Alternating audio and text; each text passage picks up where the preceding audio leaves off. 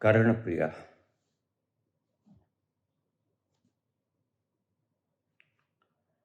जम्मू से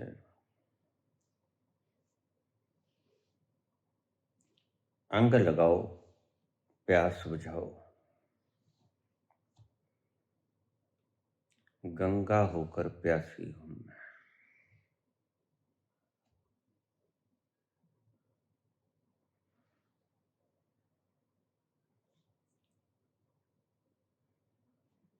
मन की प्यास बुझाने आई, अंतर घट तक प्यासी हूं मैं।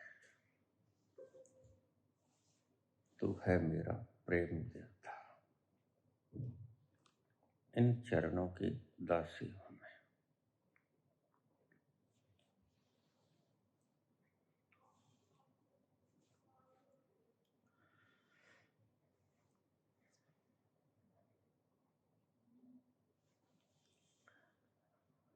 कर्णप्रिया,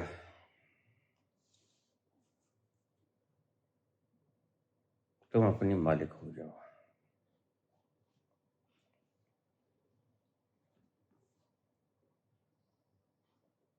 कब तक दासी बने रहोगे?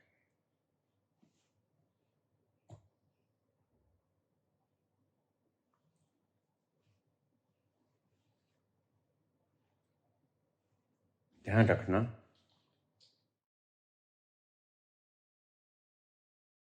तुम प्यासे हो, तुम दुखी हो, तब तक दुखी हो जब तक जिस चीज की प्यास है वो तुम्हें मिल नहीं जाती। यही तुम्हारे दुख का मूलभूत कारण है।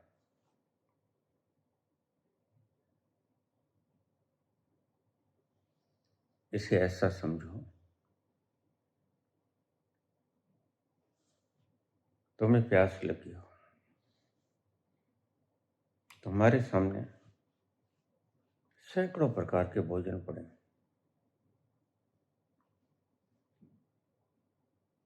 तुम्हें कोई कहे कि भोजन खा लो,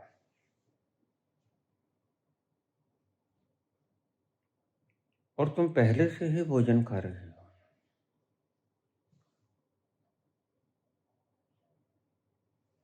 क्या भोजन खाने से तुम्हारी प्यास बुझ जाएगी?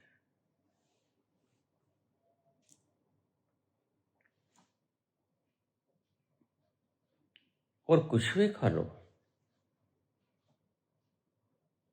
मन भावन वस्तु खा लो, क्या तुम्हारी प्यास बुझ जाएगी? महंगे से महंगा द्रव्य पी लो, महंगे से महंगी वस्तु का सेवन कर लो, क्या तुम्हारी प्यास बुझ जाएगी?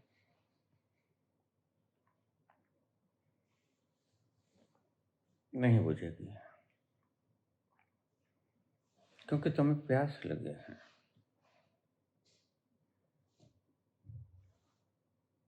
और प्यास बुझती है सिर्फ पानी से।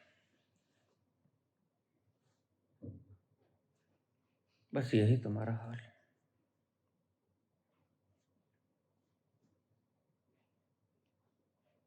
पानी तुम पीते नहीं,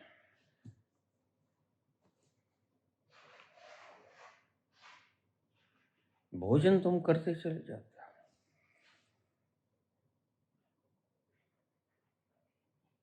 और इच्छा तुम ये रखते हो कि भोजन ज्यादा खा लेने से प्यास मर जाएगी।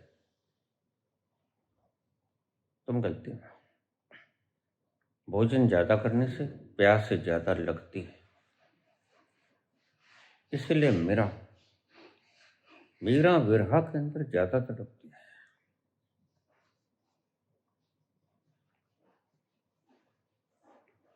उसे चाहिए पानी। महलों की रानी है वो,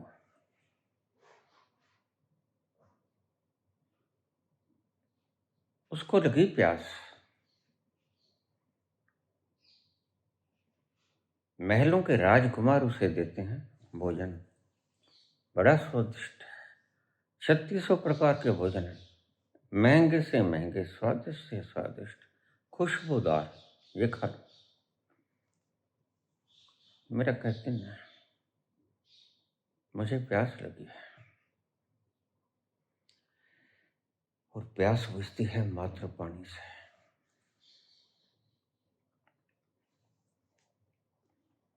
सारा संसार इसी उलझन में पड़ा है।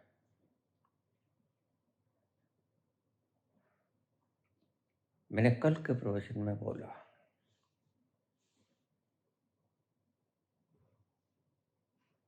पहले खोजो कि तुम्हें प्यास है किसकी। क्या भोजन की प्यास है? भोजन की तो भूख लगती है, प्यास होती पानी की, और बिना पानी के प्यास बुझने वाली है ना। लाखों चीजों का तुम सेवन करो, प्यास बुझेगी मात्र पानी से।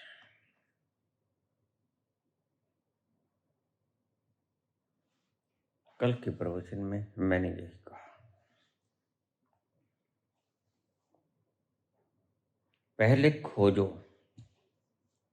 रास्ते में जो भी आएंगे उनको पूजने के लिए उनका उपयोग करो। पूजने योग्य तो मात्र तुम ही हो। जब प्यास लगी हो तो पूजने योग्य मात्र पानी होता है।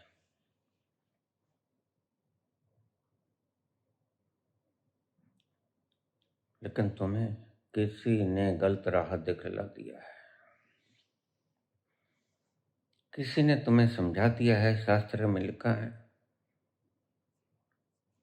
तुम्हारे गुरुओं का उपदेश है कि भोजन खाने से प्यास मिट जाएगी। कभी मिटी है क्या? नहीं मिटते।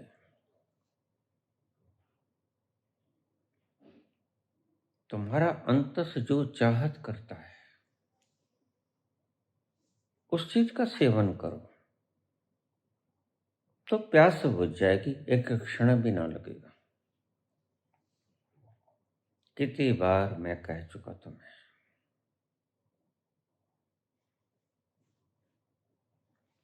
खोजो। तुम्हारा अंतस पुकार क्या रहा है? तुम्हारा रोआ रोआ किस चीज की डिमांड कर रहा है? क्या है जरूरत तुम्हें? लेकिन तुम चक्कर खा रहे हो, तुम्हें पता ही नहीं है तुम्हें चाहिए क्या। चाहिए पानी, इकट्ठा कर रहे हो तुम गद्दियां। चाहिए पानी, इकट्ठा कर रहे हो तुम मान सम्मान। लोगों से जय जयकार करवा रहे हो, लाखों करोड़ों की संख्याओं को अपने पीछे लगा रहे हो। ये गद्दियों की अभिलाषा जनक को भी होती है और वो पा भी लेते हैं। महावीर को भी होती है, बुद्ध को भी होती है, वो पा भी लेते हैं। लेकिन गद्दियों से प्यास कभी बुझती है? पहले खोजो, व्हाट्स योर डिमांड। तुम्हारे अंतस प्राणों की जरूरत क्या है, और उस जरूरत को पूरी किए बिना प्यास बुझने वाली है ना।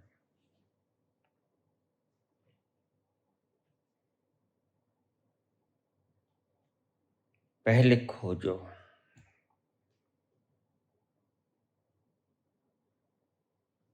फिर सेवन करो। खोजो क्या है प्यास, किससे बुझेगी?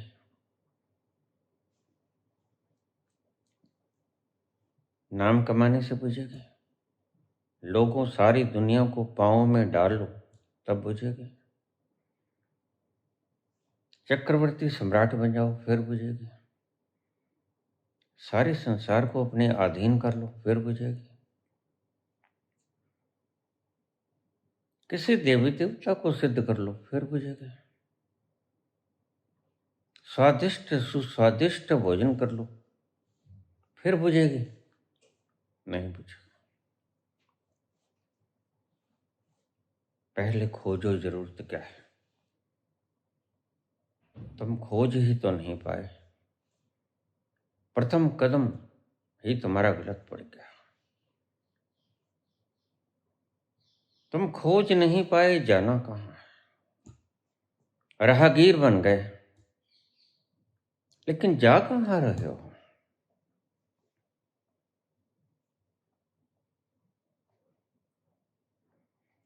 साथी न कोई मन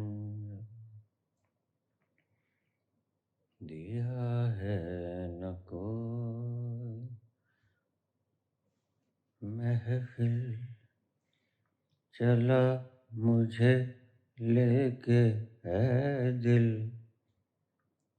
अकेले कहाँ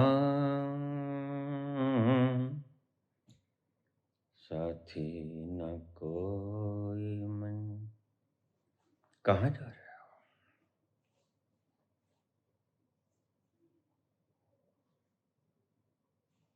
तुम्हें पता है उसी की खोज में चले हो जिससे प्यास बुझ जाएगी। पक्का पता है कहाँ जा रहा है तू है जाने वाले, कहाँ जा रहा तू है जाने वाले। अंधेरा है मन का दिया तो जला ले, कहाँ जा रहा तू है जाने वाले, कहाँ जा रहा। पता है तुम कहाँ जा रहे हो? पता है जिस मार्ग पे जा रहे हो मंजिल तक पहुंचा देगी? नहीं पता है। मैंने कल ही के प्रवचन में बताया, जिनको सेवकों की तरह काम लेना चाहिए उनकी तुम पूजा कर रहे हो। ये विष्णु, ये ब्रह्मा, ये शंकर, ये दुर्गा, ये लक्ष्मण, जिनका भोग करना चाहिए उनकी तुम पूजा कर रहे हो। क्या ये रास्ता ठीक है? ये तुम्हें तुम्हारे तक पहुंचा देगा? तुम्हारी जरूरत तो कुछ और है, भीतर से प्राण प्यासे हैं।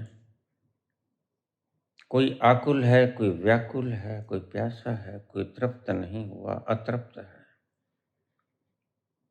प्राण पुकारे जा रहे हैं और तुम चले जा रहे हो न जाने कहाँ। जहां चले जा रहे हो क्या मंजिल मिल जाएगी?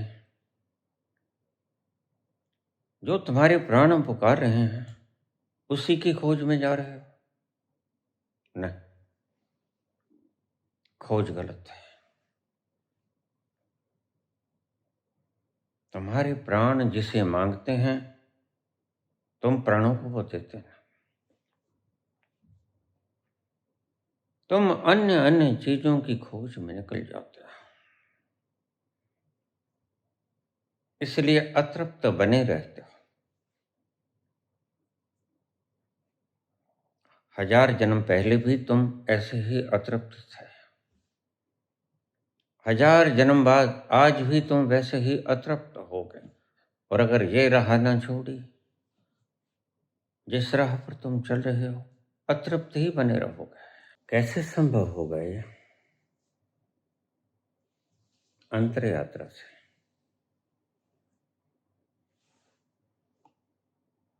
बाहर यात्रा तो तुमने बहुत कर ली, बाहर भीतर भरा पड़ा है, बाहर द्रव्य भरे पड़े हैं, भीतर सूचनाएं भरी पड़ी हैं, रस नहीं। फसल पक गई है, फल नहीं आया। फल कैसे आएगा? अंतर यात्रा से। बहर यात्रा तो तुमने बहुत कर ली, जन्मों जन्मों से भटकन के सिवा कुछ न मिला।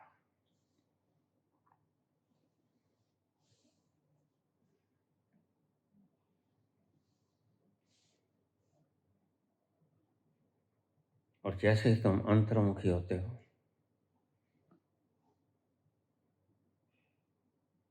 मैंने कल भी बताया, तुम्हारे भीतर संकल्प शक्ति दृढ़ होती है, संकल्प शक्ति की मात्रा बढ़ती जाती है, और 100% संकल्प शक्ति का हो जाना, that is called self realisation.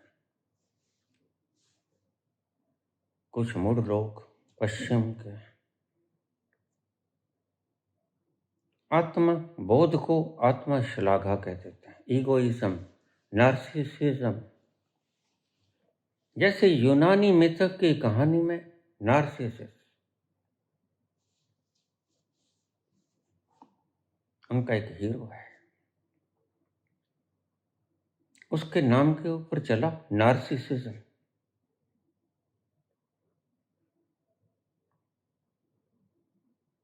आत्मबोध और आत्म श्लाघा में बड़ा ह्यूज डिफरेंस। कृष्ण तुम्हें आत्म श्लाघा करते हुए नजर आएंगे, लेकिन काश तुम उस तल पर पहुंच गए होते तो जान लेते ये चीजें बड़ी विपरीत हैं। आत्म श्लाघा इज ईगोइज्म एंड आत्मबोध, उसके लिए कोई शब्द हमारे भीतर नहीं है।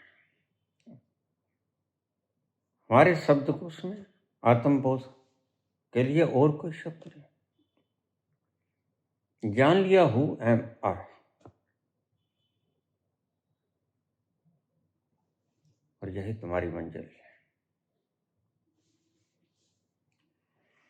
जैसे ही तुम बहर यात्रा से अंतर यात्रा शुरू करोगे, प्रेम बढ़ेगा, आनंद बढ़ेगा, संकल्प बढ़ेगा। आनंद और संकल्प संग संग चलते हैं, जितना आनंद उतना संकल्प। इसलिए संत इतना लावण्य से भरा होता है, इतनी करुणा और इतने आनंद से भरा होता है कि उसने संकल्प का वो क्षेत्र पा लिया जहां वो अपरिसीम हो गया, उसका कोई बंधन ना रहा, वो बाउंडलेसनेस में आ गया, बंधन ना रहा कोई, उसकी चेतना। वहीं जाना है तुमने जहां तुम्हें कोई बंधन नहीं है, जहां तुम्हें कोई भय नहीं है। सारे विकार, सारे विचार, सारी समस्याएं, ये तुम्हारे बंधन है। सारी मान्यताएं, इस तुम्हारे बंधन है। समाज ने खोजे हों, ये शास्त्रों में लिखे हों, या संत पुरुष कहते हों, तुम्हारे धर्मज्ञ कहते हों, सब बंधन है। और इन्हीं बंधनों के ऊपर तुम आचरण किए हो और सुखी नहीं हुए हो, तो एक कसौटी याद रखना, अगर तुम सच में अपने अंतस में उतरने शुरू हुए तो प्रेम बढ़ेगा, करुणा बढ़ेगी, आनंद बढ़ेगा और संकल्प बढ़ेगा। कृष्ण अपने उस तल को छू लेते हैं जिसको 100% संकल्प कहते हैं, आत्मबोध का वो तल जिसे रहस्य कहता हूं मैं। रहस्य का वो तल बिल्कुल अंतराल में चले गए हैं, तल के ऊपर चले गए हैं, जहां से आगे कोई रास्ता नहीं है। कृष्ण और बलराम प्रथम बार मथुरा गए हैं, गोकुल से प्रस्थान किया है, कंस की नगरी में आए हैं, जहां उनके पिता और माता देवकी और वसुदेव कैद हैं जेल में। कंस बड़ा अत्याचारी शासक था।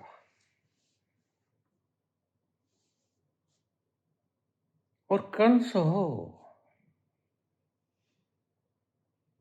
या रावण हो, अत्याचारी शासक से मुक्ति मिल ही जाया करती है, कोई कृष्ण आ ही जाया करता है। यही तो वचन दिया गीता में, यदा यदा ही धर्मस्य ग्लानिर्भवति भारत अभ्युत्थानम् अधर्मस्य तदात्मानं सृजाम्यहम् परित्राणाय साधूनां विनाशाय च दुष्कृतां धर्म संस्थापनार्थाय संभवामि युगे युगे।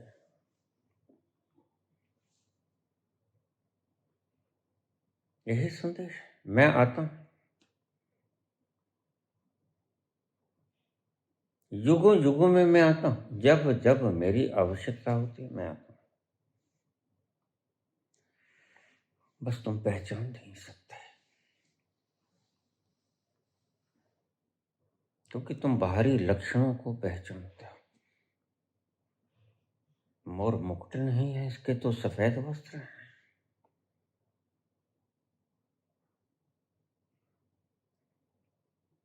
इसके तो वैजयंती माला नहीं है, वही चूक जाते हो। बाहरी आवरणों को देखकर जो परमात्मा के उस अवतार का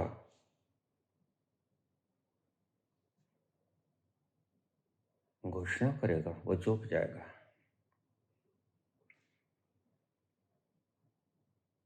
संकल्प बढ़ेगा, बढ़ते बढ़ते 100% हो जाएगा। कृष्ण ज्यादा उम्र नहीं लिए हैं, मात्र 12 वर्ष के।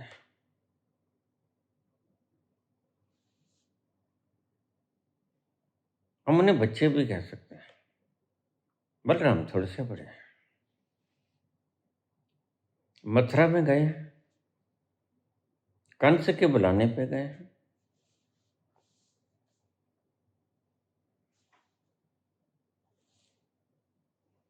ध्यान रखना, अगर भगवान को बुलाना हो तो पुकार कंस जैसी ही होनी चाहिए। कंस की आत्मा निरंतर पुकार रही थी, चाहे द्वेष भाव से पुकार रही थी, पुकार रही थी कृष्ण तुम आ जाओ वहां। लेकिन वो पुकार की भावना गलत थी, उसे मारना चाहता था। लेकिन बात तो पुकार की है। कंस की तरह पुकार उठे तो कृष्ण आ जाता, और कृष्ण आ गए। और वो कृष्ण आ गए जो संकल्प से परिपूर्ण।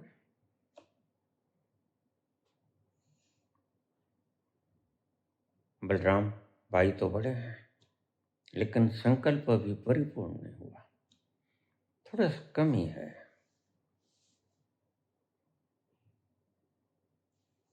रास्ते में जा रहे हैं, एक वृद्धा औरत कमर झुकी हुई, वह रोज इत्र की मालिश करके आती। कंस इत्र की मालिश करके आती कंस। वृद्धा औरत रास्ते में आ रही है, हाथ में उसके छोटी सी टोकरी है, सीखों की बने हुए, उसमें गंधरस रखे हुए, कमर झुके हुए, धीरे धीरे चल रही है। कृष्ण और बलराम उसके पास से गुजरते हैं।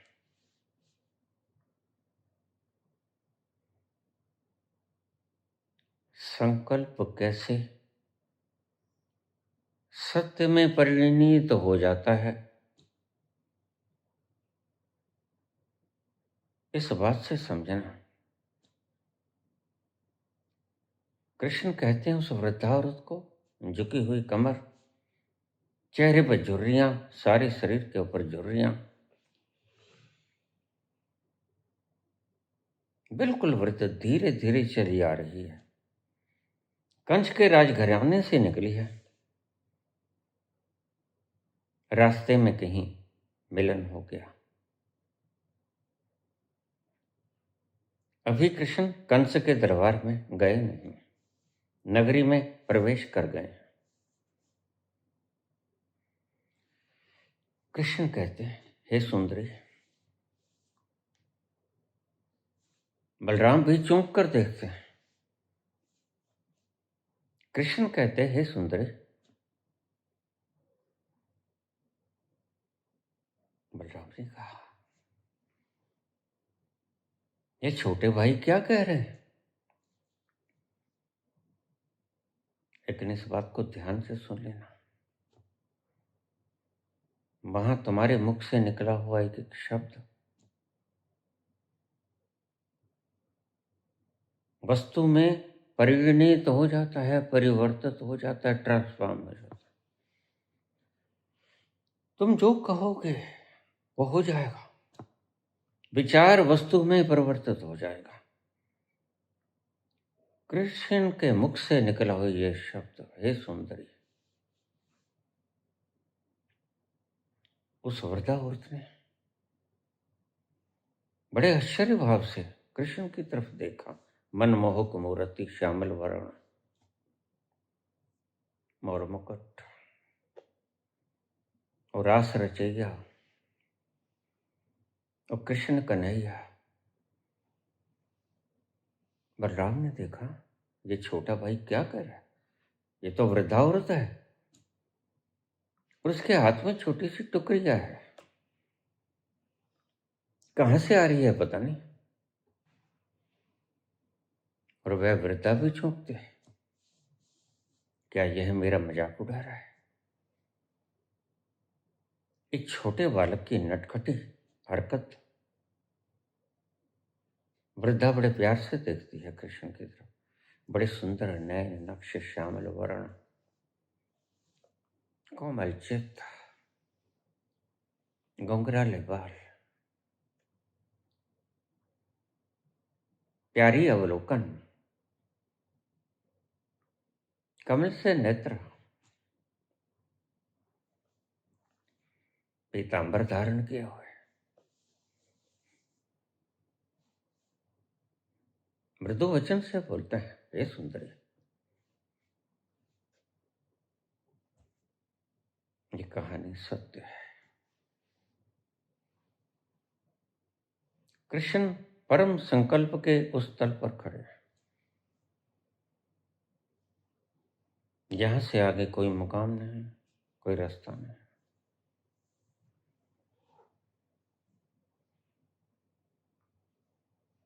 वृद्धा चौंकती, बलराम चौंकते, कृष्ण नहीं चौंकते।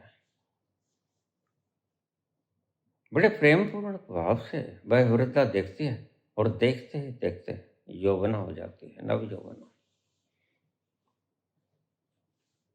यह है संकल्प की शक्ति। ये कहानी शास्त्रों में मिलेगी तुम्हें। भागवत की कथा कहने वाले अक्सर इन कथाओं को पता नहीं किसी रूप में बखान कर देते हैं। असल मतलब यह है, संकल्प का 100% हो जाना तुम्हारे शब्दों को वस्तु में बदल देता है। जैसे 100% टेम्परेचर पानी को ट्रांसफॉर्म कर देता है, वाष्प में एवेपोरेट कर देता है। देखते ही देखते वह वृद्धा, कुरूप वृद्धा, कमर झुकी हुई सुंदर नव यौवना बन जाती है। कथा वाचकों को यह बात समझाएगी नहीं।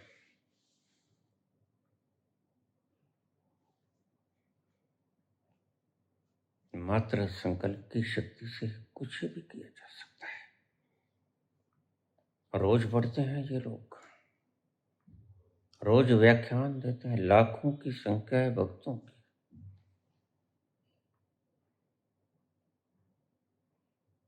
सनातन के शास्त्रों में लिखा,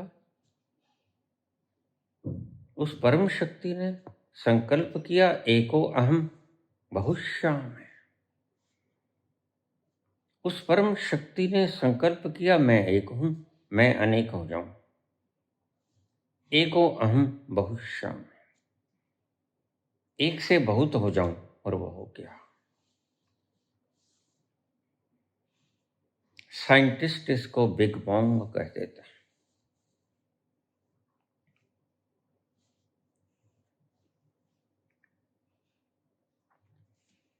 लेकिन सभी चीजें समझ से बाहर है। साइंटिस्ट भी मात्र अंदाजा ही लगा सकते हैं।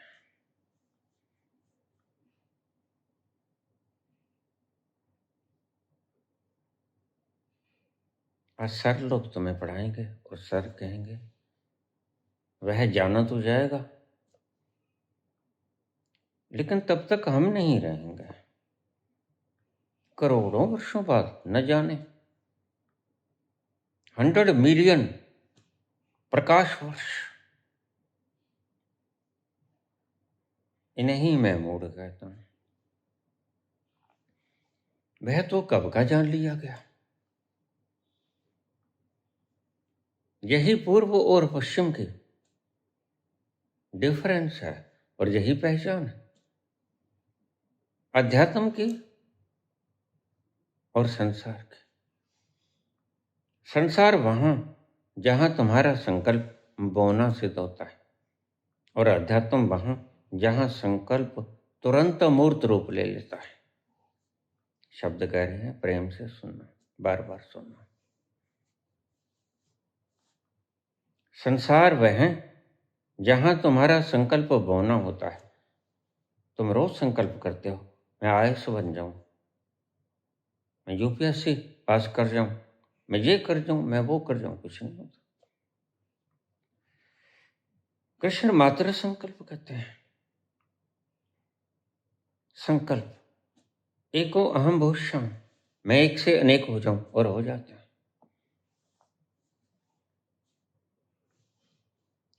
और कृष्ण उस तल पर बोलते हैं,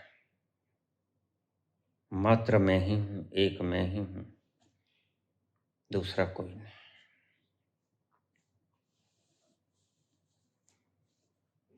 तो सर लोग कहते हैं ये नार्सिसिज्म है, यह व्यक्ति नार्सिसिस्ट है, आत्म श्लाघा से भरा हुआ है। बस इन्होंने फर्क को पहचाना नहीं। इगोइज्म को ये कहते हैं आत्मबोध। लेकिन यह कृष्ण की स्थिति, और वह स्थिति जहां उस परवरदिगार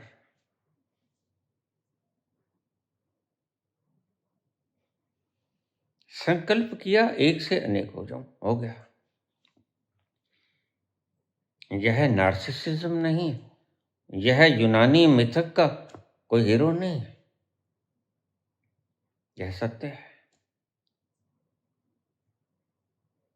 लेकिन कोई गया हो तो जाने, कोई गया हो तो समझे, कोई गया हो तो प्रकट करे। तुमने कल्पनाओं को यथार्थ समझ लिया है, और आज सब प्रत्येक क्षेत्र में काल्पनिक लोग बैठे हैं। चाहे पीएलआर करने वाले हों, काल्पनिक,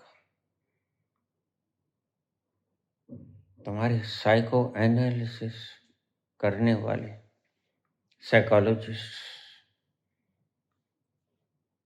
तुम्हारे आध्यात्मिक प्रवचन करने वाले आध्यात्मिक नेता, तुम्हारी गद्दियों पर, राजनीतिक गद्दियों पर बैठे हुए राजनीतिज्ञ, सभी कल्पना लोक में खोए हुए। ये देखो, विकास तो हो गया,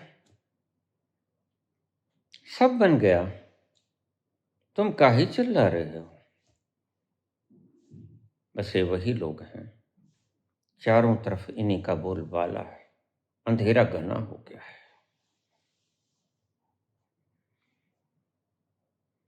और जब जब अंधेरा घना हो जाता है तो मैं किसी न किसी रूप में प्रकट होता हूँ। यदा यदा ही धर्मस्य ग्लानिर्भवति भारत,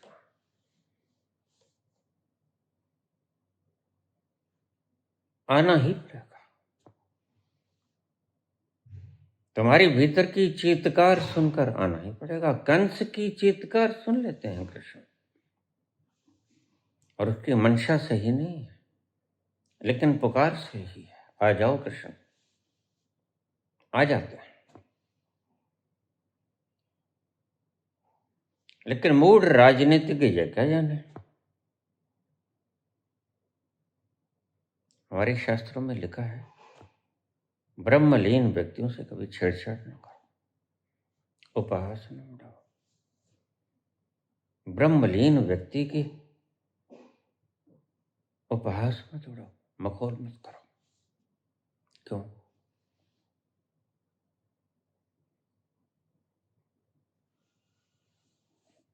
जैसे महाभारत में हुआ,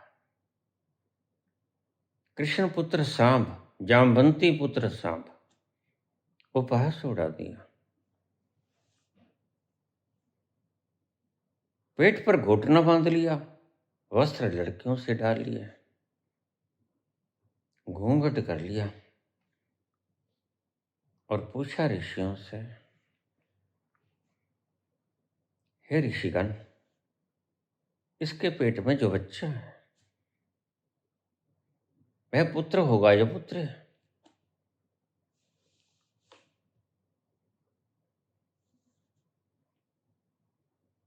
संत के पास दिव्य दृष्टि होती है,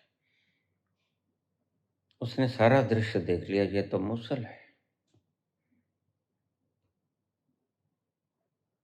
कुपित हो गए।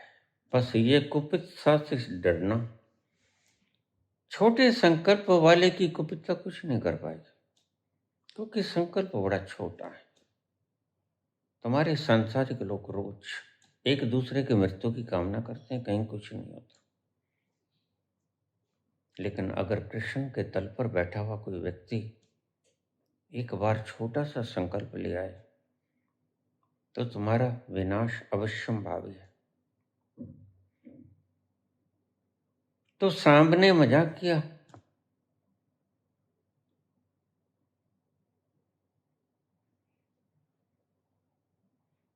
सरोवर के किनारे बैठे तप में लीन,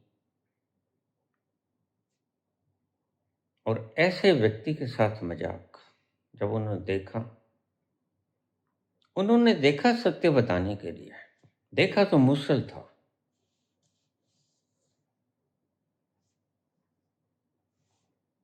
संत व्यक्ति क्रुद्ध भी हो जाता है। तुम्हें इस धारणा में ना रहना, संत व्यक्ति क्रोधित नहीं होता। मुझे लोग कह देते हैं, बाबा संत कभी निंदा नहीं करते, आप निंदा करते हैं, गलती में होता। जहां पाप होता दिखेगा वह निंदा नहीं करेगा, वह तो हनन करेगा उसका। तुम निंदा की बात करते हो, वह तो उसे मार देगा, मात्र निंदा से थोड़ी चलेगी बात। और कृष्ण ने किया। तो सामने जब पूछा कि क्या है पेट में, और देखा तो मूसल था, क्रुद्ध होकर श्राप दिया, यह जो भी है यह तुम्हारे वंश का नाश कर देगा। और यदुकुल का नाश हो गया उस मूसल से। ये कहानी तुमने सुनी होगी। प्रत्येक कथावाचक इस कहानी को सुनाता है, अर्थ नहीं जानता। कौन सा है वो तल जहां जाकर 100% हो जाती है संकल्प शक्ति? बस यही तल है। जहां दुर्वासा बैठे, जहां कृष्ण बैठे हैं, कृष्ण के गुरु हैं दुर्वासा। इनकी भाषा तुम्हें समझ नहीं आएगी, क्योंकि इनकी भाषा सत्य के करीब है और तुम्हारी भाषा कल्पना के करीब है। तो दोनों का मिलन कैसे होगा? एक बड़ी खाई बीच में बनी रहेगी। संत की भाषा सत्य के करीब है। वह आत्मबोध के पास बैठा है, वह अपने पास बैठा है। आत्मस्थ होकर व्यक्ति 100% संकल्पवान हो जाता है, और तुम संसार में बैठे हुए तुम्हारे पास संकल्प नाम मात्र है, नेगलिजिबल। तुमने देखा यहाँ औरतें बैठी बैठी करती रहती हैं, फलां का ये मर जाए, फलां का ये नुकसान हो जाए, ये हो जाए। कुछ होता है क्या? कुछ नहीं होता क्या? लेकिन उस तल पर गया हुआ व्यक्ति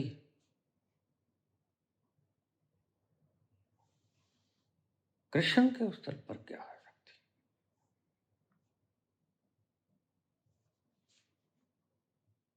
कृष्ण के गुरु के दुर्वासा के तल पर गया हुआ कोई व्यक्ति खतरनाक है। कभी ऐसे व्यक्ति से मजाक ना करना, फिर तुम्हारे दुखों के लिए तुम ही जिम्मेवार होगे। इस व्यक्ति का कोई कसूर नहीं, कसूर है सांब का। उसने सहजता आत्म बोध में, आत्म अवलोकन में, आत्म स्थिति में, परमात्मा स्थिति में, स्थिति प्रज्ञता में बैठे हुए उस ऋषि को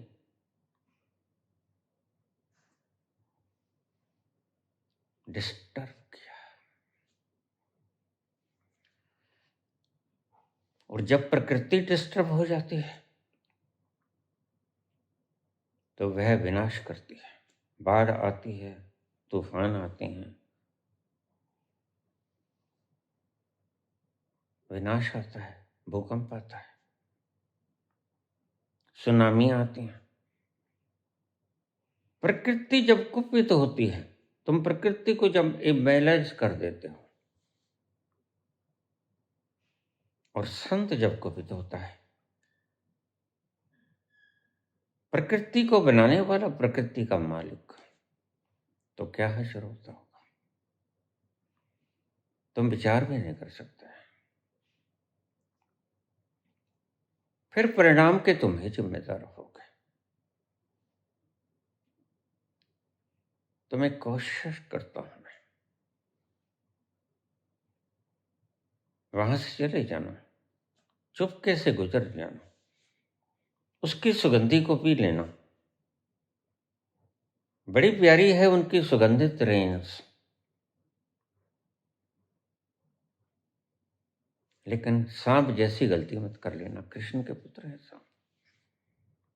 जामबत्ती और कृष्ण के मिलान से पैदा हुए सांप, और यदुकुल के विनाश का कारण बनते हैं सांप। भगवान कृष्ण अपनी आंखों के सामने देखते हैं अपने ही कुल का विनाश होते, बचा नहीं सकते। वहां अगर संत चाहे तो भी कोई उपाय नहीं, परमात्मा खुद चाहे तो भी कोई उपाय नहीं, क्योंकि परमात्मा ने ही तो चाहा है विनाश। दो परमात्मा तो है नहीं। जब परमात्मा ने ही विनाश चाहा तो रोकेगा कौन? इसलिए संत वेश में परमात्मा जब बोलता है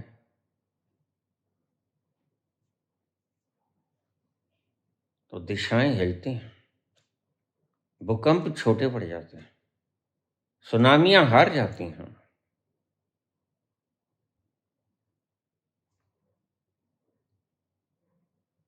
और जब वह आशीर्वाद देता है तो सूखे हुए खेत लहलहाती फसलों से युक्त हो जाते हैं। कहानी है कि गुरु नानक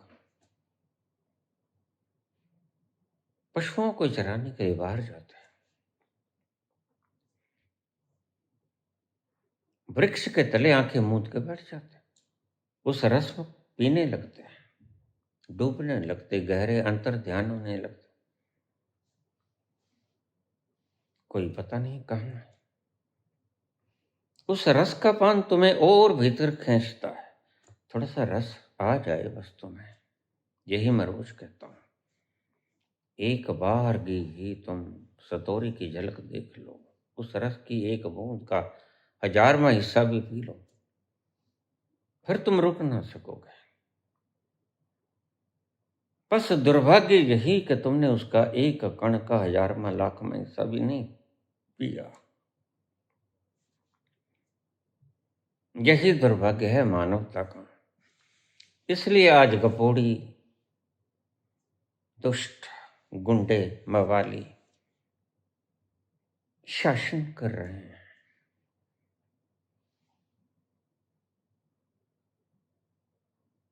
संत रहे नहीं, संतों के वेश में भेड़िया बैठे, नकाब ओढ़ के। नकाब संत का, वेशभूषा संत का, भीतर से बढ़िया है। लेकिन ध्यान रखना, दही के भ्रम में कपास मत खा जाना।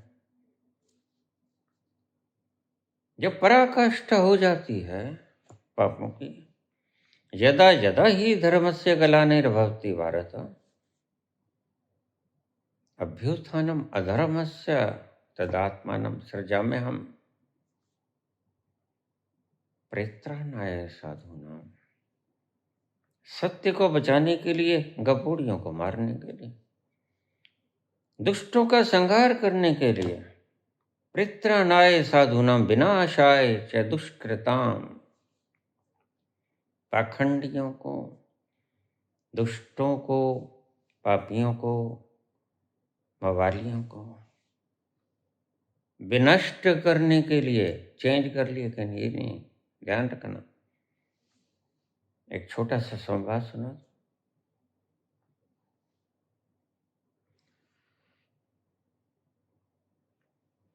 जंग अभी शुरू नहीं हुई, महाभारत। कृष्ण का रथ, अर्जुन का रथ, दोनों सेनाओं के बीच में खड़ा, और अर्जुन, भीष्म पितामह, गुरु द्रोण, उनको देखकर नर्वस हो गए, कंपने लगे। ओह, जिनकी छत्रछाया की गोदी में मैं बैठ के पला, निर्भीक हुआ, जिनसे शस्त्र विद्या मैंने सीखी और निपुण हूं, क्या मैं उनको मारूंगा? यह विचार मस्तिष्क में कौनते ही वो कांपने लग गया, रोम रोम उसका कंपता है। वो कृष्ण से कहता, मैं युद्ध नहीं करूंगा, मैं युद्ध नहीं करूंगा। अपना गांडीव धनुष फेंक देता है और रथ के बीचों बीच बैठ जाता है।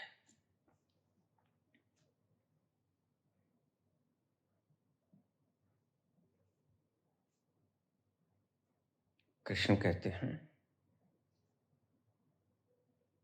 हे अर्जुन, इस रण क्षेत्र में इस वक्त तुम्हें ये कायरता शोभा नहीं देती। तू क्षत्रिय है। अर्जुन भाग जाना चाहता है। अर्जुन बातों बातों में कृष्ण से कहता है, क्या मैं भाग जाऊं? और कृष्ण मुस्कुराते हैं, क्योंकि कृष्ण को परिणाम पता है, और जिसको परिणाम पता है वो बोझ नहीं आता उसके दिमाग पर। तुम्हें जानकर बड़ी हैरानी होगी, तुम्हें बोझ क्यों आता है? क्योंकि तुम्हें परिणाम नहीं पता होता। परिणाम के न पता होने के कारण तुम सारी रातें करवटें बदलते गुजार देते हो, और जब परिणाम आता है तो तुम्हारी सोच के विपरीत आता है। सारी रात तुमने चिंता की, परिणाम तो कुछ और आया। कृष्ण परिणाम को जानते हैं, और जो परिणाम को जानता है, रिजल्ट क्या आएगा वह बोझ क्यों रखे? तो कृष्ण बोझिल नहीं है, कृष्ण परिणाम को जानते हैं। बोझिल है अर्जुन, क्योंकि वह परिणाम कोई जानता नहीं। तो इस बात को ध्यान से समझ लेना।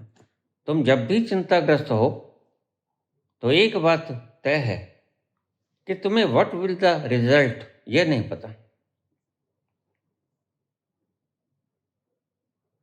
कृष्ण को पता है। उस 100% संकल्पवान व्यक्ति को सब पता, वह सर्वज्ञ हो जाता है। सर्वज्ञ का मतलब सब जानता है। वो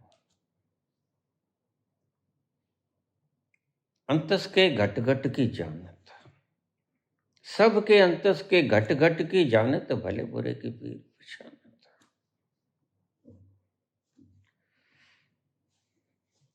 अर्जुन भागने को है, लंगोट कस रखा है, थोड़ा कृष्ण को हिप्नोटाइज करने के मूड में है, लेकिन कृष्ण कभी हिप्नोटाइज होता है। कृष्ण सम्मोहित नहीं किए जा सकते। कृष्ण में 100% संकल्प है। तुम मुझसे ज्यादा संकल्पवान नहीं हो सकते। इसलिए तुम्हारे पास छोटा सा संकल्प, क्षुद्र संकल्प को लेकर तुम PLR करते हो, तुम हिप्नोटाइज करते हो। कितना सा कर पाते हो? कुछ भी नहीं, नेग्लिजिबल। लेकिन कृष्ण का संकल्प मात्र हिप्नोटाइज नहीं करता। उसका संकल्प तुम्हें वस्तु में बदल देता है। सुंदरी मथुरा की उन सड़कों पर जाती हुई वो कमर झुकी हुई वृद्धा औरत, और कृष्ण कहते हैं सुंदरी। तत्क्षण वो नव यौवना हो जाती है, 16 वर्ष की, कृष्ण के चरणों में गिर जाती है। ये कहानी तुम रोज सुनते हो, क्योंकि भागवत की कथावाचक बहुत है आजकल। और ध्यान रखना, जो कथा पैसे लेके सुनाई जाए उस कथा को मत सुनना। आजकल महंगे कवियों की भरमार है, लेकिन इन महंगे कवियों को काश तुम जाकर कलेक्टिव अनकॉन्शियस माइंड में देख सकते कि भीतर इच्छा क्या है, चल क्या रहा है, तो पाओगे भीतर गद्दियां चल रही हैं राज्यसभा की। मिलेगा वहां भी कुछ नहीं। जो वहां पहुंच गए उन्हें क्या मिला? CJI अगर कोई फैसला देकर वहां पहुंच गए तो उन्हें क्या मिला? तुम्हें कुछ अलग से मिलने वाला नहीं है, तुम्हें भी वही मिलेगा जो उसको मिल गया। लेकिन महंगे कवि, पैसा लेकर राम कथा कहने वाले, ये व्यापारी हैं या कथावाचक हैं? ये राम के प्रेमी हैं या पैसे के प्रेमी हैं? सिर्फ वोकैबुलरी है, शब्दों की पूरी कतार है इनके पास। रामधारी दिनकर के पूरे शब्द हैं इनके पास, और भी कवियों के शब्द हैं इनके पास, लेकिन शब्द हैं, और शब्द कभी शब्दातीत तक नहीं जाता। कृष्ण शब्दातीत हैं, और शब्दातीत होकर ही 100% संकल्प पाया जाता। ये बड़े मुश्किल शब्द हैं, इनको बड़े शांति से सुनना, धैर्यपूर्वक सुनना। ना समझ आए तो रिवाइंड कर करके सुनना, रिपीट कर करके सुनना। अर्जुन चाहते हैं भाग जाऊं, बहाना करते हैं। बताओ तो प्रभु, हे सखा, हे भगवान, क्या मैं अपने गुरु का वध कर दूं? जिससे शस्त्र विद्या सीखा, वो शस्त्र विद्या उसी के ऊपर पटक दूं? जिसकी गोदी में बैठा भय मुक्त हुआ, उसी को मार दूं? कृष्ण मुस्कुराता है, क्योंकि कृष्ण उसकी खोपड़ी की बात सुनते नहीं, उसके लब से क्या उच्चारण होता है ये सुनते नहीं। कृष्ण देखते हैं उसके भीतर की कलेक्टिव अनकॉन्शियस माइंड को। वहां क्या चल रहा है? वहां भगोड़ापन चल रहा है, भागना चाहते हैं। कृष्ण भागने नहीं देंगे, क्यों? कृष्ण इंजाम जानते हैं।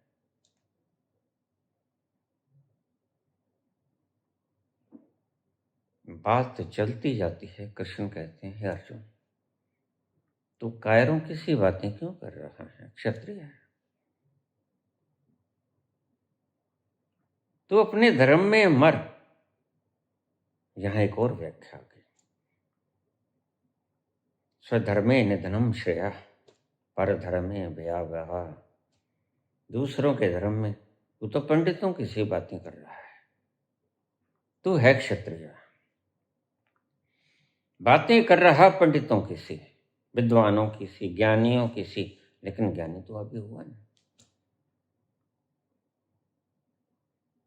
तो अपने धर्म में मर, स्वधर्मे निधनम श्रेया पर धर्मो भयावहा। ये गलती मत कर, भागने की गलती मत कर।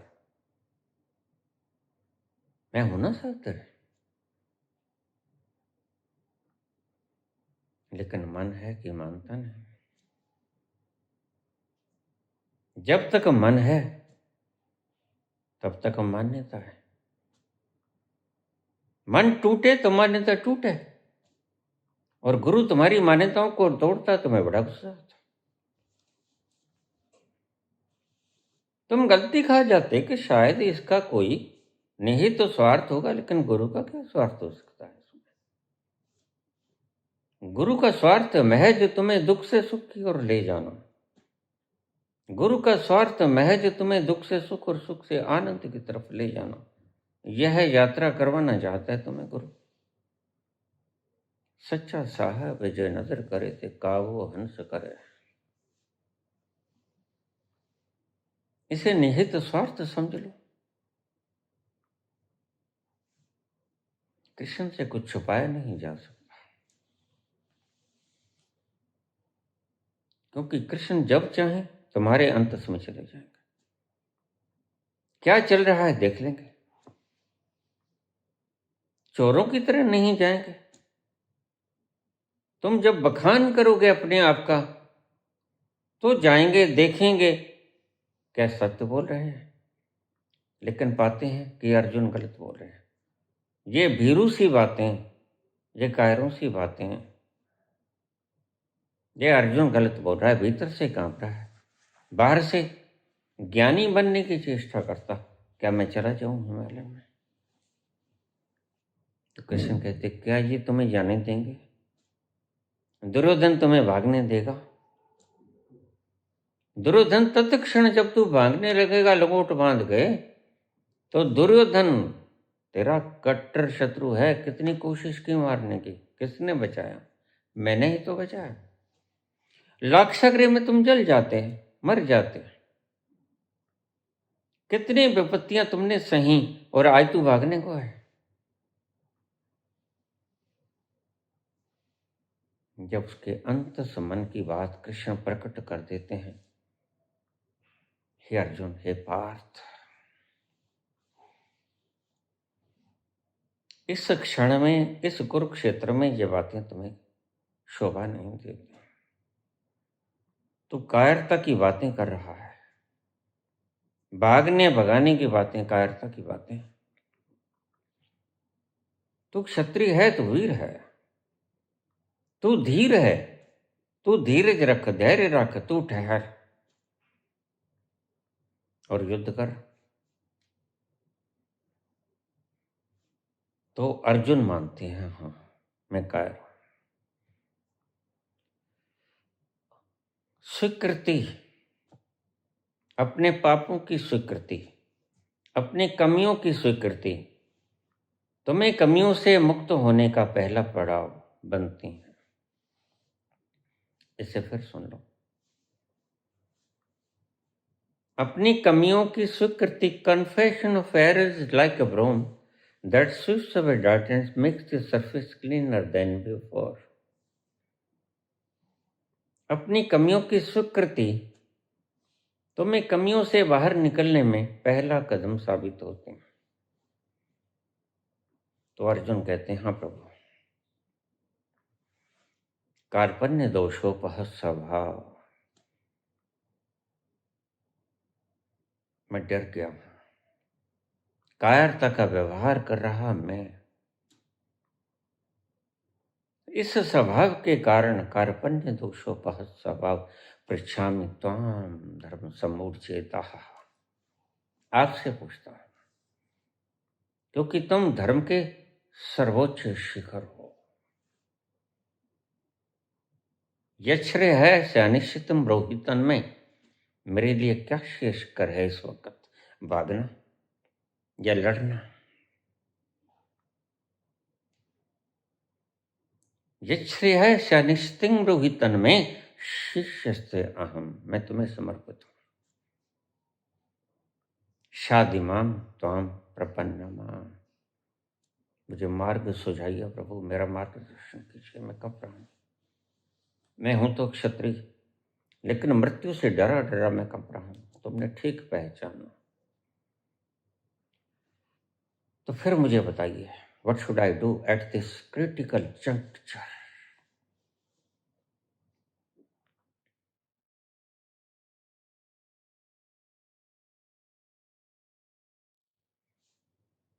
लेकिन कृष्ण, अब कृष्ण नहीं मानते। कृष्ण जानते हैं अभी मन पूरा खोया नहीं, अभी स्वीकृति हुई है कि हाँ मैं कायर हूं, लेकिन कायरता का मूल उद्गम मन बना हुआ है। इसके मन का अंत करना होगा, रोग का अंत करना होगा, ताकि ये निरोग हो जाए, स्वस्थ हो जाए, फिर ही तो लड़ पाएगा। मन के रहते रहते ये कैसे लड़ेगा। फिर कृष्ण उसे अपना विराट रूप दिखाते हैं, देख तेरे साथ मैं हूं। उसे आत्मबोध कराते हैं। आत्मबोध, अब ये बात मैं पहली बार बता रहा हूं।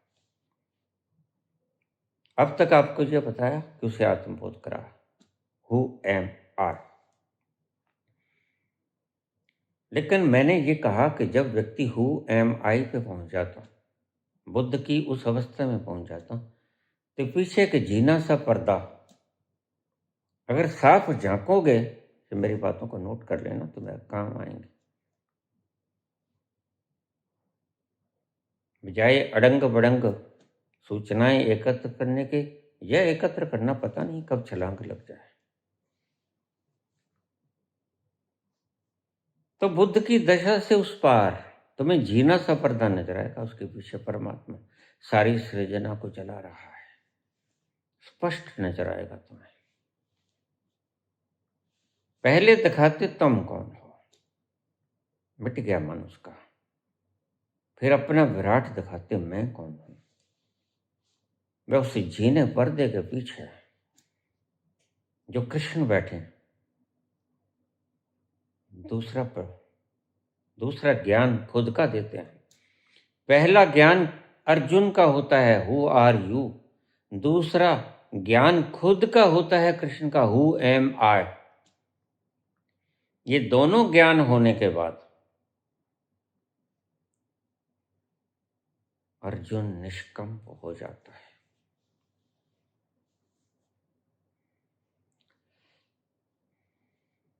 डर समाप्त हो जाता है। इतनी बृहद शक्ति मेरे संग है। पहला शब्द बोलता है अर्जुन, और कृष्ण कहता है ठीक।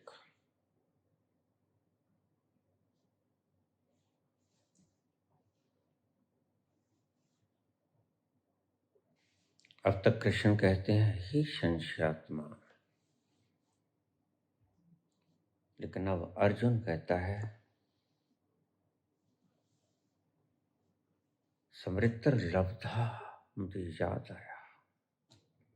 मैं कौन, मुझे याद आया। तुम कौन? समृद्धर लब्धा, तुम रेपिटेशन करते हो, तुम देखते हैं। अर्जुन ने देखा, सुस्पष्ट देखा, इसलिए तुम बीच बीच में कब बचाते हो। समृद्धर लब्धा, मुझे याद आया, स्मरण आया, विस्मरण हो गया था कि मैं कौन। और प्रथम बार मैंने ये देखा, नष्टो मोह, आपका भी दर्शन हुआ, मैं कृतकृत हुआ।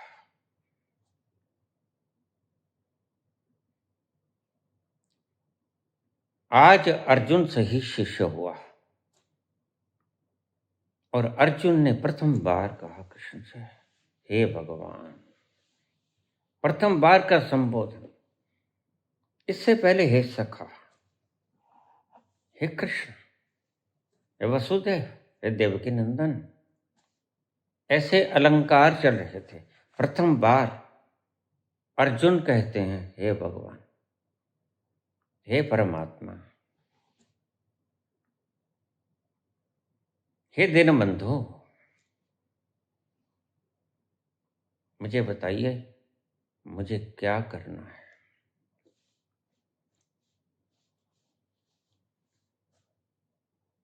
और कृष्ण कहते हैं, मामनु स्मर।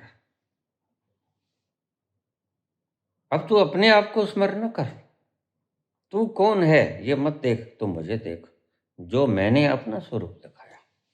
तू विराट को देख, क्योंकि मैंने विराट को भी दिखाया तुम्हें। अब तक मैंने तुम्हें यह बताया कि कृष्ण ने अर्जुन को अपना रूप दिखाया।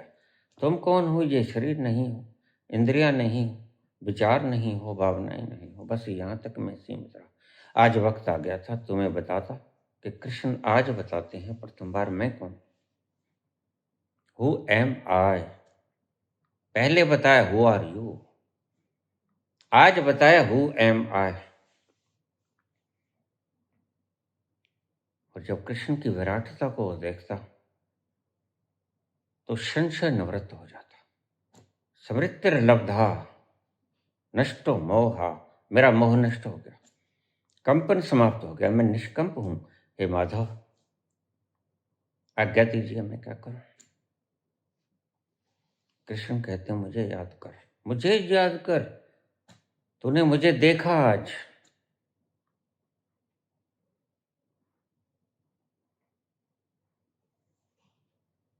मामनु स्मर युद्ध चा, युद्ध में कूद जा। यही मेरा आदेश। आज उपदेश नहीं चलेगा, आज आदेश चलेगा। इसलिए हे अर्जुन, इन मेरे द्वारा मारे गए, पहले से ही मारे गए दुष्टों को तू मार दे और श्रेय अपने शीश पे ले ले। कृष्ण परिणाम जानते हैं, इसलिए चिंता नहीं। मुझे लोग पूछ लेते हैं, बाबा शाम को रिजल्ट आएगा, लेने गया है व्यक्ति चंडीगढ़ से, मैं पास हो जाऊंगा या फेल हो जाऊंगा, कितने मार्क्स आएंगे? मैंने कहा जो शाम को पता ही चल जाएगा पुत्र। तो मुझसे क्यों पूछता है? मेरी शक्ति क्यों व्यय करवाता है? शाम को पता ही चल जाएगा, लेकिन मन है कि मानता नहीं। अभी बता दो, जब तुम बता सकते हो बिल्कुल बता सकता हूं। मेरे पास बहुत से प्रश्न रोज आते हैं,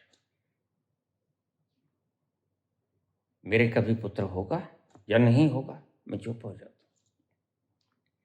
हूं। जानता हूं, लेकिन क्या मैं इसीलिए आया हूं बताने के लिए? क्या मेरा प्रयोजन यही है तुम्हें यह बताने के लिए पुत्र होगा या पुत्री होगी? नहीं, मेरा यह प्रयोजन नहीं। मेरा प्रयोजन यह है वस्तुतः, who are you and who am I. पहले मैंने तुम्हें बताया कि हु आर यू। इंद्रिय नहीं हो तुम, मन नहीं हो, विचार नहीं, भावनाएं नहीं। कल प्रथम बार बोला हु एम आई, मैं कौन?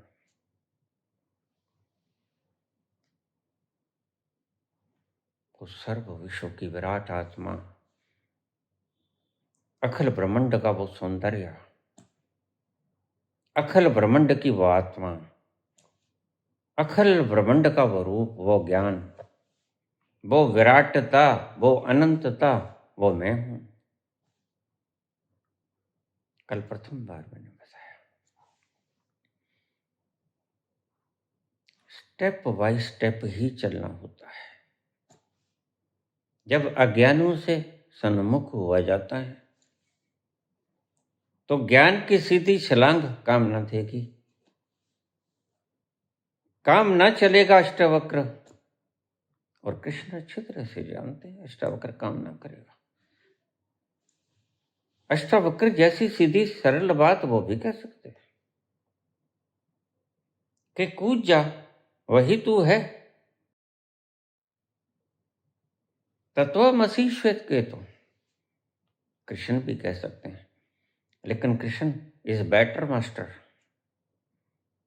यू कहूं कि बेस्ट मास्टर, कोई अतिशयोक्ति ना होगी। कृष्ण जानते हैं अगर मैं कहूं तू ही है तो यह समझ नहीं पाएगा, फिर यह इस अहंकार को ही मैं समझ लूंगा। वहां शुरू होता है नार्सिसिस्ट, वह आत्मश्लाघा है। बड़ी गद्दियों के ऊपर बैठ जाना और कह देना कि मैं हूं तो मुमकिन है, यह है नार्सिसिस्ट, आत्मश्लाघा। जैसे नेपोलियन कहता है, impossible word is not found in my dictionary, मेरे शब्दकोश में असंभव नाम का कोई शब्द नहीं है। लेकिन क्या ये सत्य हुआ? मृत्यु से बचना संभव हुआ? मर गया ना। मृत्यु से बचना असंभव हुआ ना। और ये कहता है impossible word is not found in my dictionary, गलत है। मैं हूं तो मुमकिन है, लेकिन नहीं है। यह है आत्मश्लाघा, इट्स नार्सिसिज्म।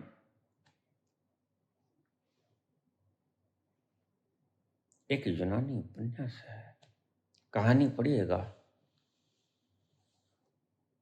उसमें एक पात्र है नार्सिसस, वहीं से ये शब्द बना आत्मश्लाघा। लेकिन कृष्ण आत्मश्लाघा नहीं करते। आत्मश्लाघा तुम्हारे दिमाग में यही आएगा, बुद्धि यहीं तक पकड़ पाती है, बुद्धि से आगे पकड़ ही नहीं पाती, तुम्हारी भी मजबूरी है। हम जो बोलते हैं, तुम जो सोचते हो, किसी दिन हम भी नहीं सोच पाते थे। वो तुमसे आया न गया, हमसे बुलाया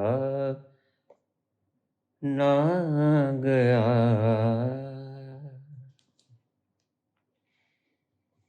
फासला प्यार में दोनों से मिटाया ना गया, तुमसे आया ना गया, हमसे बुलाया ना गया, फासला प्यार में दोनों से मिटाया न गया,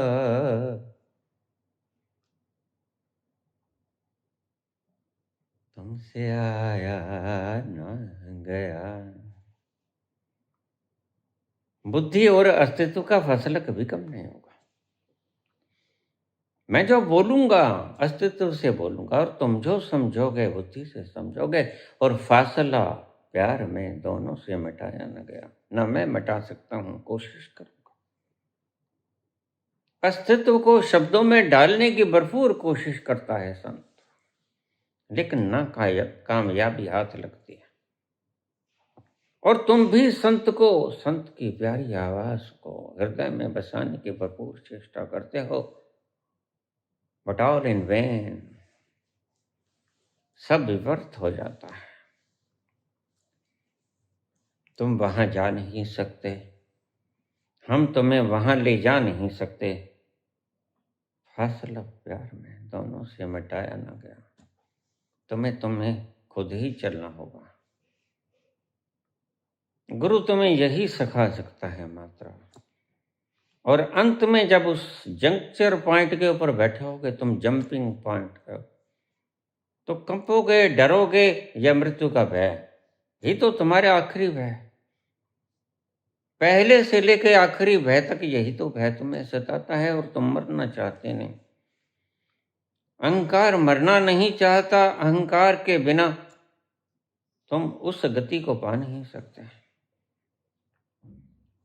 यही द्वंद्व संशय कहलाता है। यही कृष्ण कहते हैं संशयात्मा विनश्यति, तुम्हारा विनाश हो जाता है। तुम अरबों पाउंड डॉलर कमा सकते हो, लेकिन क्या वो कमाया? तुम बड़ी गद्दियां कमा सकते हो, लेकिन क्या वो कमाया? सारी दुनिया को नतमस्तक अपने चरणों में कर सकते हो, लेकिन क्या दुनिया नतमस्तक हुई? जो संग ना ले जाया जा सके वो क्या खाक कमाया? कमाया भी तो क्या कमाया जो संग ना गया। लेकिन संत वो कमाता जो संग जाता। संत कमाता आनंद, वो उसके संग जाता। जितना तुमने अपनी आत्मा को उत्थान किया वो तुम्हारे संग जाए। अगले जन्म में इसी हिसाब से तुम्हें जीवन मिलेगा। इसलिए कहा संत को सुन लेना। अगर संत है तो गपोड़ी को मत सुनना, और लक्षण है इसके, बहुत बार समझाया मैंने, तुम समझ ना पाए। मैंने समझाया वह लोभी नहीं होगा, वह कामी नहीं होगा, वह क्रोधी नहीं होगा, वह मद में मत्सर नहीं होगा,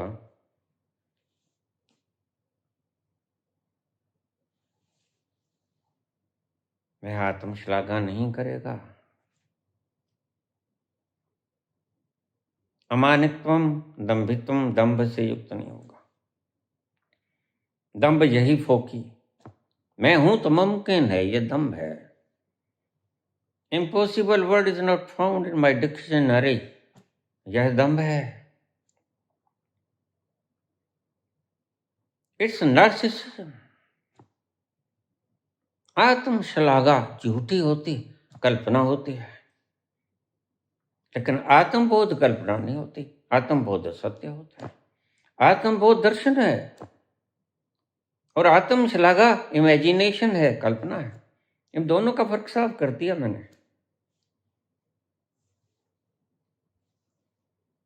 यही फर्क है, यही मजबूरी है। तुमसे आया ना गया, हमसे बुलाया ना गया। चेष्टा करते हैं बुलाने की, खींचने की, चुंबक की तरह हजार उपाय करते हैं, लेकिन तुम आते ना।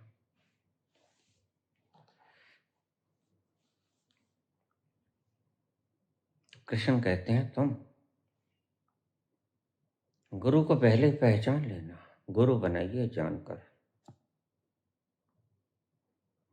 उसके व्यवहार चरित्र, यहां तो गुफाओं में जाने वाले तुम उनके पांव पकड़ लेते हो। चरित्र, इसलिए ओशो को मैं कंडेम करता हूं। वो एक चीज को भूल गए, हिंदुस्तान में चरित्र चलता है प्रथम, द्रष्टव्या।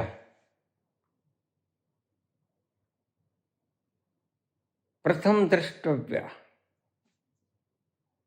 हिंदुस्तान में चरित्र चलता है और तुम्हें पहले चरित्र साफ करना होगा। तुम पहुंच गए, बिल्कुल ठीक। तुम आनंदित हो, बिल्कुल ठीक। तुम मदमस्त हो, बिल्कुल ठीक। लेकिन फिर ये इलू इलू क्या है? ये लिबरल सेक्स क्या है? तुम्हें पता है तुम कहाँ हो? तुम उन लोगों के बीच में हो। कैसे दुनिया तब्दील होगी? तुम्हें इनके बीच में इन जैसा ही होना पड़ेगा जैसे कृष्ण। कृष्ण बड़े समझदार है।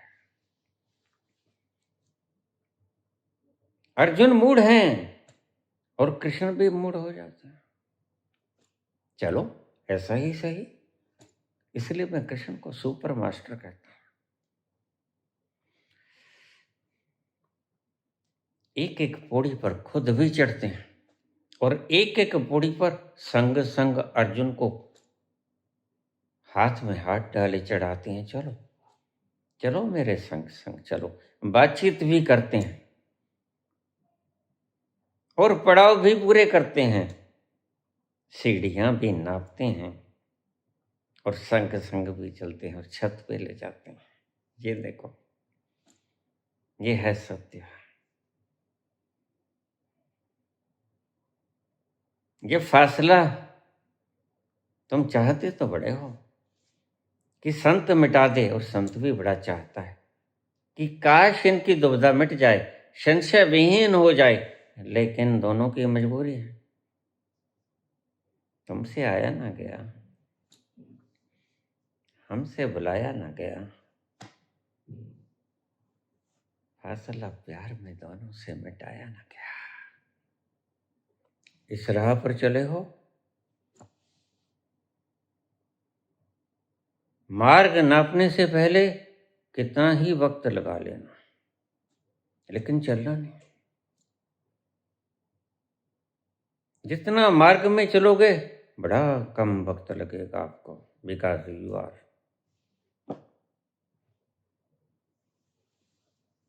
तुम ही मंजिल हो।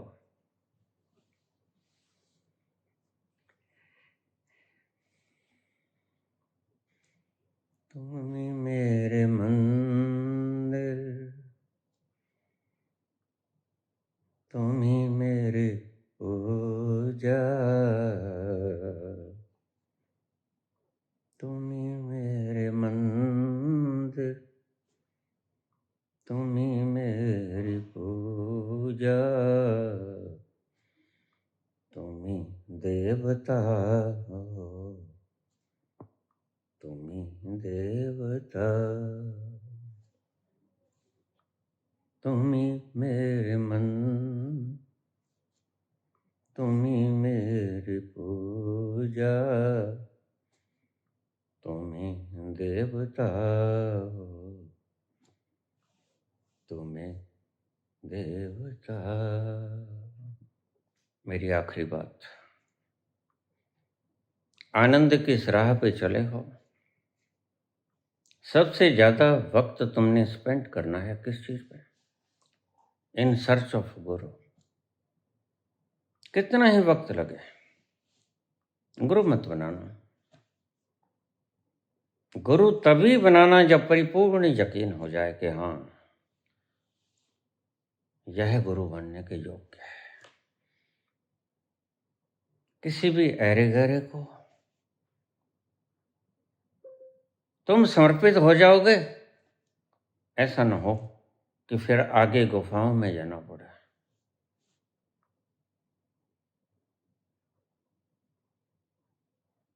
ये तुम्हें विकार से ग्रसित कर देंगे। इनकी भावना कुछ और है।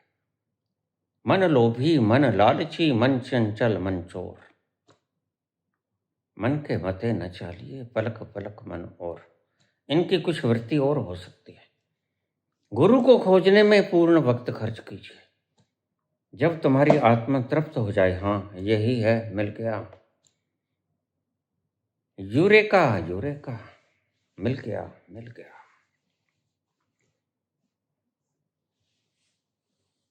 और उसके लक्षण मैंने बताए। यहां तक कि जिसकी जीने की भी तमन्ना ना हो, इतनी तमन्नाएं समाप्त हो जाएं। इच्छाएं बहुत हैं तो रुलाई है, इसको पैमाना बना लेना। इच्छाएं बहुत हैं तो रुलाई है, जो खुद ही रो रहा है, जो खुद ही तुमसे मांग रहा है भिक्षा पात्र लिए। धन, वैभव, पूजा, तुम सम्मान दो उसे, तुम गद्दियां दो उसे। वह भिखारी है, याचक है, मंगता है। क्या तुम उसे गुरु बनाओगे? नहीं नहीं, गुरु बनाना है सम्राट, जो तुम्हारी भिक्षा पर निर्वहन ना हो करे, तुम्हारी भिक्षा पर दारमदार न हो, जो खुद के अवलंबन से अवलंबित हो, तुम्हारे अवलंबन की कामना न करे। तो सबसे ज्यादा वक्त गुरु खोजने में लगाना, पूरा वक्त लगा देना, तुम्हारा प्राण संतुष्ट हो जाए जब, तब गुरु बनाना। और याद रखना, खुद भी शिष्य बनना। बिना जाने खुद टिप्पणी मत करना, खुद भी शिष्य बनना। ये शिष्य का स्वभाव है। जो जानता है उसके जानने पर आपत्ति ना करे, क्योंकि यह रास्ते अज्ञात के रास्ते हैं जो तुम कभी गए नहीं। तुम्हें क्या पता ये क्या है? तुम अज्ञात राहों पे चल रहे हो, जिस राहों पर चलकर गुरु पहुंच गया है मंजिल पे। और गुरु अज्ञात रास्तों का बखान कर रहा है, तुम क्या जानो ये सही है या गलत है? हाउ यू कैन जज? इसलिए कमेंट मत करना, क्योंकि अभी तुम अज्ञानी हो। और दो बातें मैंने कही, सारा वक्त, ज्यादा से ज्यादा वक्त गुरु को खोजने में लगा देना। ऐसे नहीं है कि डेरे में भीड़ जा रही है, भेड़ों की संग हो लिए, चलो हम भी नाम ले आए। नहीं, ऐसा नहीं। ये ऐसा मुकाम है जहां जाकर तुम्हारा रोम रोम आह्लादित हो जाएगा, तुम परम प्रसन्नता की अवस्था में खो जाओगे। ऐसे ही भेड़ों के पीछे लगकर भीड़ मत लगा लेना। गुरु को परखना, गुरु को जांचना, गुरु को जांचना। और फिर दूसरा पड़ाव, गुरु के कहे को मानना, शिष्य भी बनना। ये दो चीजें जब पूरी हैं तो मिलन हो गया, योग हो गया। योग हो गया तो तुम आनंद में चले ही जाओगे।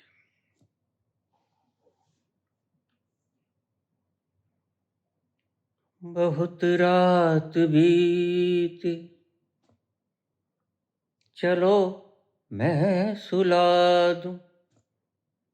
बहुत रात बीती, चलो मैं सुला दूं। पवन छेड़े सरगम, मैं लोरी सुना। पवन छेड़े सरगम, मैं लोरी सुला दूं। तुम्हें देख कर यूं लग रहा है जैसे फरिश्ता कोई सो रहा। तुम्हें देख कर यूं लग रहा है जैसे फरिश्ता कोई सो रहा। तुम ही मेरे मंदिर, तुम ही मेरी पूजा, तुम ही देवता हो, तुम ही देवता। किसी को देवता बनाने से पहले जांच लेना, परख लेना और खुद भी शिष्य हो जाना। जांच में कितना ही समय लगा देना। भीड़ के पीछे मत जाना। जिंदगी की बात है, खुशी की बात है, आनंद की बात है, ऐसे कुर्बान मत होने देना। जांच लेना, लक्षण देखना बाहर से, जब तुम्हें तसल्ली हो जाए तो सरेंडर कर देना। मामेकम शरणम व्रज, अहम त्वां सर्व पापेभ्यो मोक्षयिष्यामि मा शुचः।